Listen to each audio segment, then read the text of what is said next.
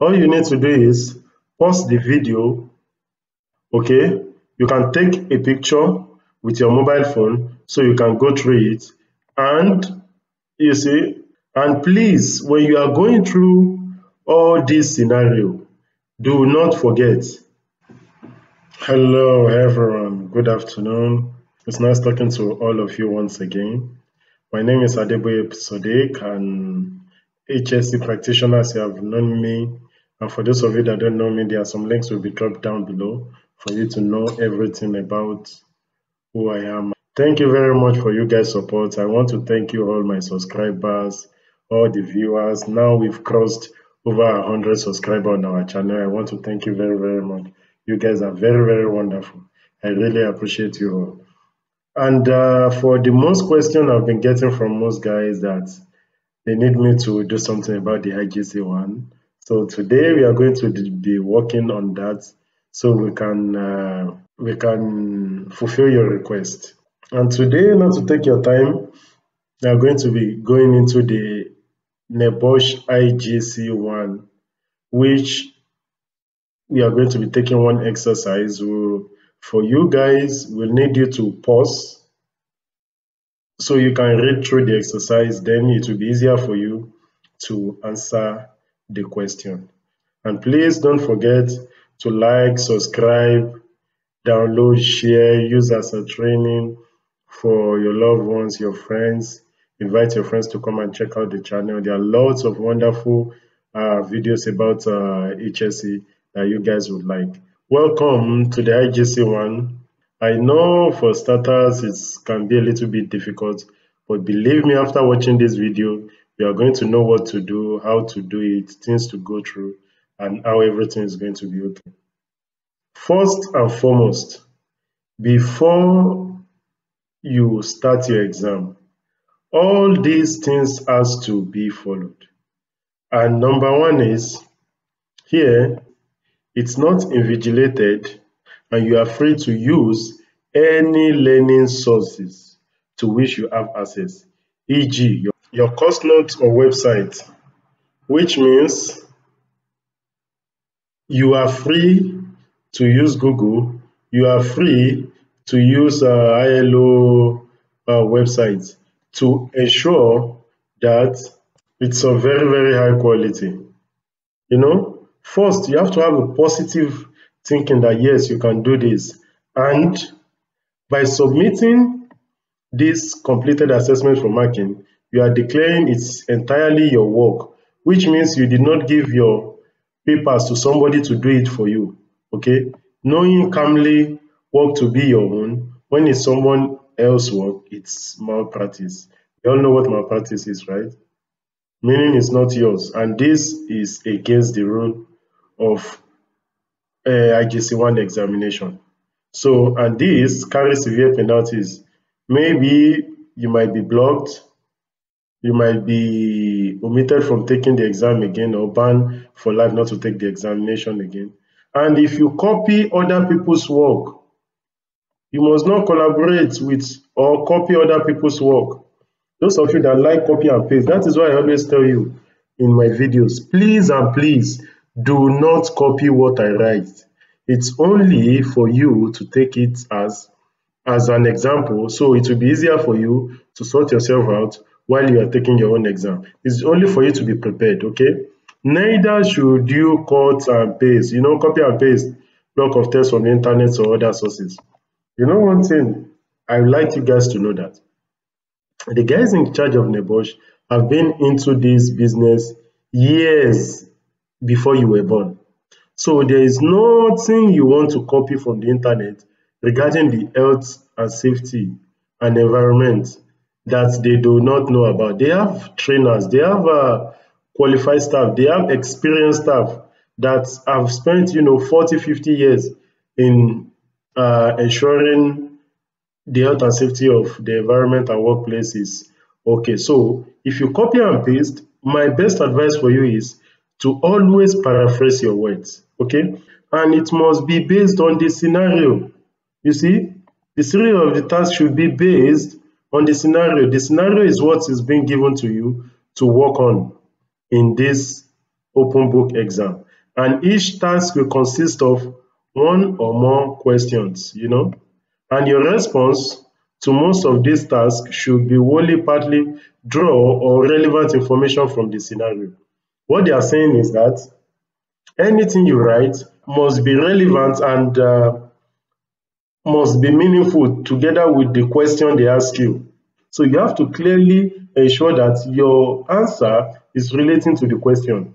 Not like the IGC tool where some of us, we just keep jumping from one side to another. No. When you are talking about something, the same place you are taking your risk assessment is the same company you are taking your risk assessment is the only hazard present in that workplace. That is what they're expecting from you. That is the same thing they're expecting from you in this IGC one. The only scenario that has been given to you is what you have to work on. Okay? You don't jump from one place to another, hoping you are going to be getting more marks.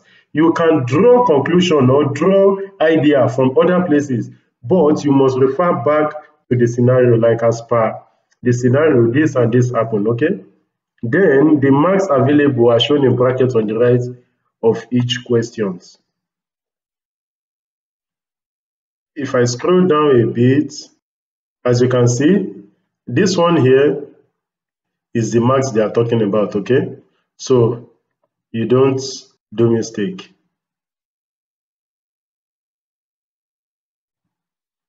And this will help you to guide the amount of information required in your response.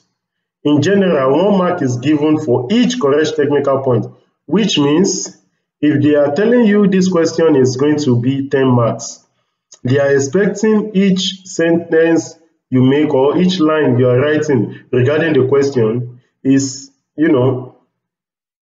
up to 10 points. You are giving 10 bullet points. At least, if you cannot give 10, you give a subtitle, like sub-content, like hazard. Then you explain what is an hazard in front of it. Hierarchy of control.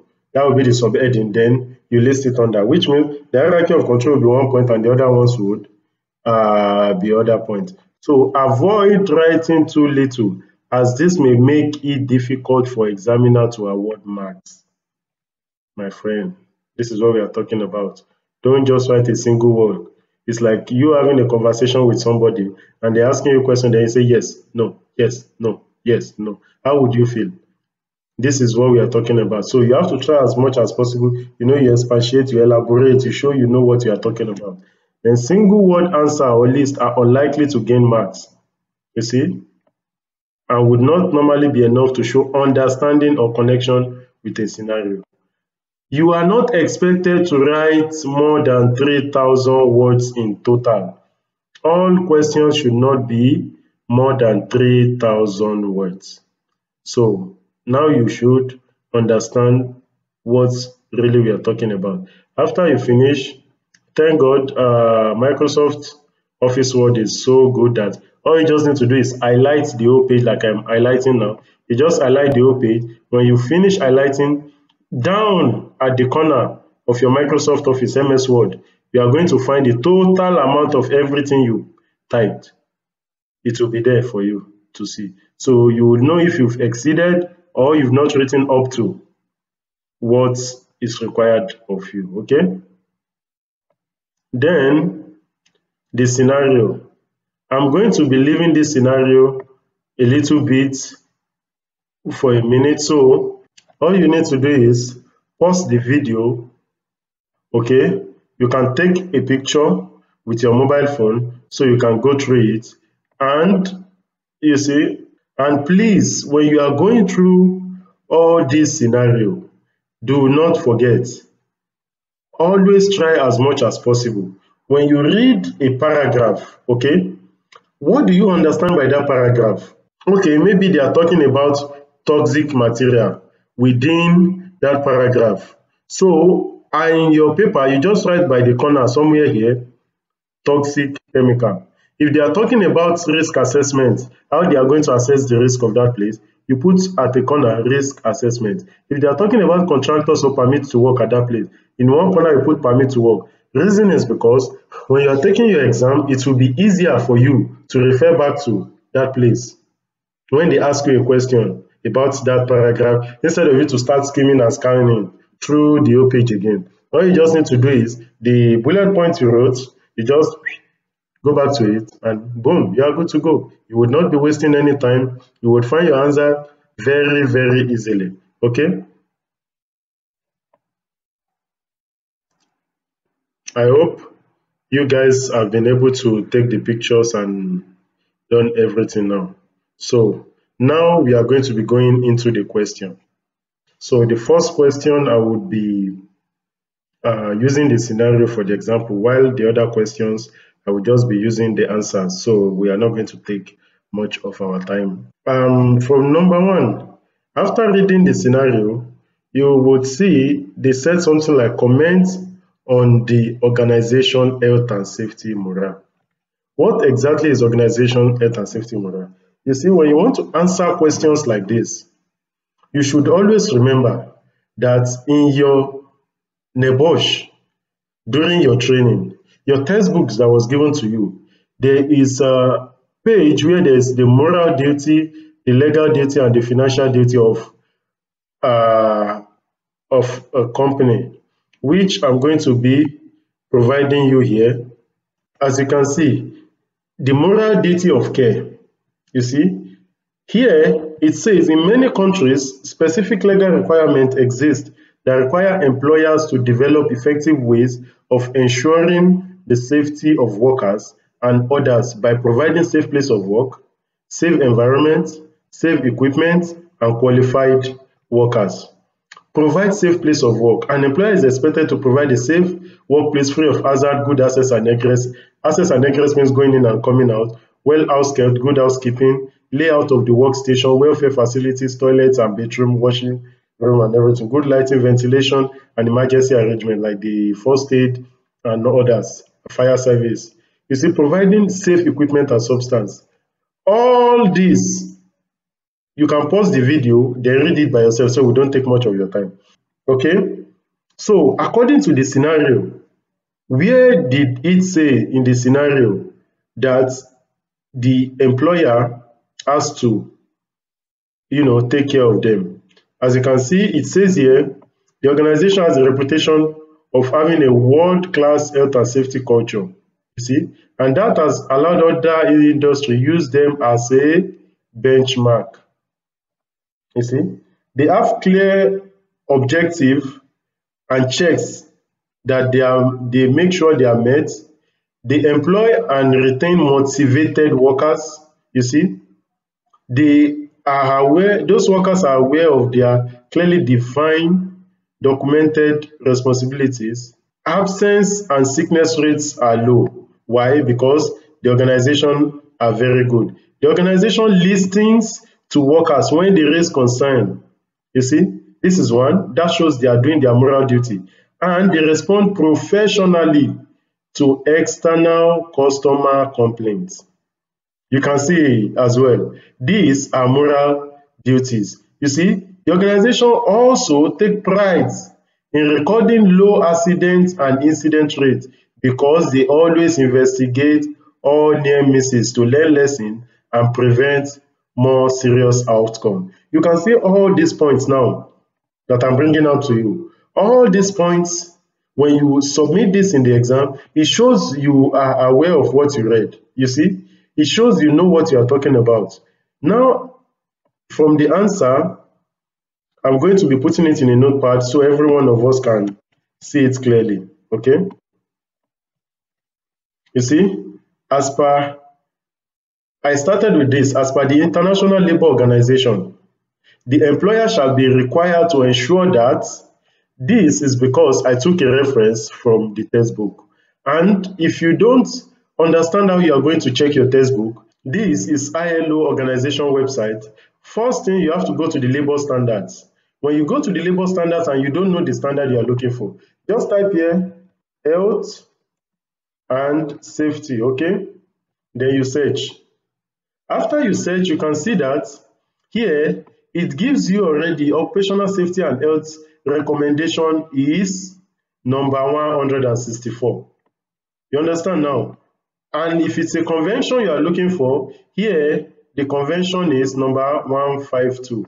So I will be showing you how you are going to be going to the convention now. You can see convention is 152, right? Convention and protocol. So when we go to convention C152, boom, convention C152, you can see what it says, occupational safety and health, but this is dock work.